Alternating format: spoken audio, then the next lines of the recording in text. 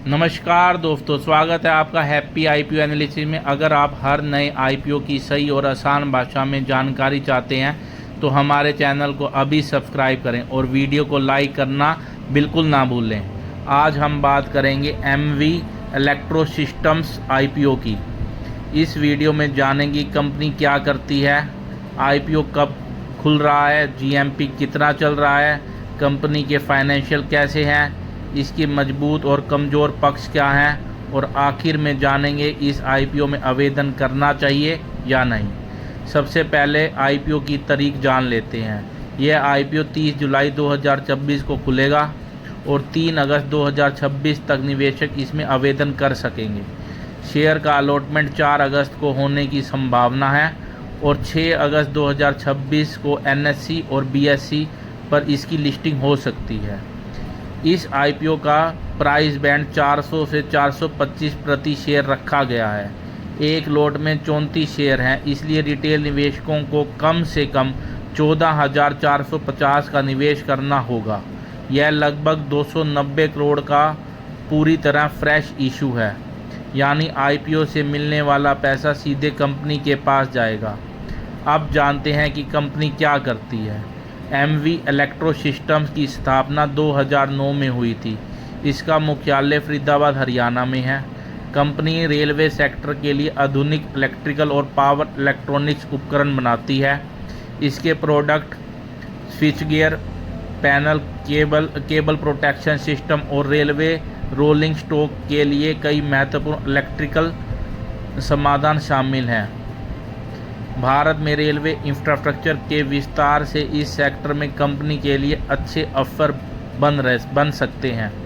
अब बात करते हैं ग्रे मार्केट प्रीमियम की, यानी जीएमपी की। फ़िलहाल इस आईपीओ का जीएमपी लगभग 25% बताया जा रहा है। इसके आधार पर अनुमानित लिस्टिंग गेन करीब 3604 पे प्रति लॉट हो सकता है। लेकिन ध्यान रखें, जीएमपी रोज़ बदलता है और यह केवल बाजार का अनुमान होता है, इसकी कोई गारंटी नहीं होती। अब कंपनी के फाइनेंशियल पर नज़र डालते हैं। पिछले कुछ वर्षों में कंपनी की बिक्री में वृद्धि देखने को मिली है। कंपनी का रेवेन्यू लगातार बेहतर हुआ है और कारोबार का विस्तार भी हुआ है। हालांकि हाल ही में अवधि में मुनाफे पर कुछ दबाव देखने को मिला, इसलिए निवेशकों को केवल जीएमपी देखकर फैसला नहीं लेना चाहिए, बल्कि कंपनी के बिजनेस और भविष्य की संभावना को भी समझना चाहिए। अब जानते हैं कंपनी सबसे बड़ी ताकतें। पहली कंपनी रेलवे सेक्टर में काम करती है, जहां आने वाले वर्षों में सरकार का निवेश बढ़ सकता है। दूसरी, आईपीओ पूरी तरह फ्रेश इशू है, जिससे कंपनी को विस्तार और रिसर्च करने के लिए पूंजी मिलेगी। तीसरी, कंपनी के पास अच्छे ऑर्डर बुक और रेलवे क्षेत्र का अनुभव है। अब जोखिम भी समझ लेते हैं। कंपनी का कारोबार काफ़ी हद तक रेलवे सेक्टर पर निर्भर है। अगर इस सेक्टर में ऑर्डर कम होते हैं तो कंपनी के प्रदर्शन पर असर पड़ सकता है। साथ ही जीएमपी भी बदल सकता है और शेयर बाजार की स्थिति भी लिस्टिंग को प्रभावित कर सकती है। अब सबसे महत्वपूर्ण सवाल, इस आईपीओ में आवेदन करना चाहिए। अगर आपका उद्देश्य लिस्टिंग गेन है तो मौजूदा जीएमपी अच्छे संकेत दे रहा है। वहीं अगर आप लंबे समय के निवेशक हैं तो कंपनी की वैल्यूएशन, ऑर्डर बुक और भविष्य की ग्रोथ को ध्यान में रखकर फैसला लें। किसी भी आईपीओ में निवेश करने से पहले अपनी रिसर्च जरूर करें।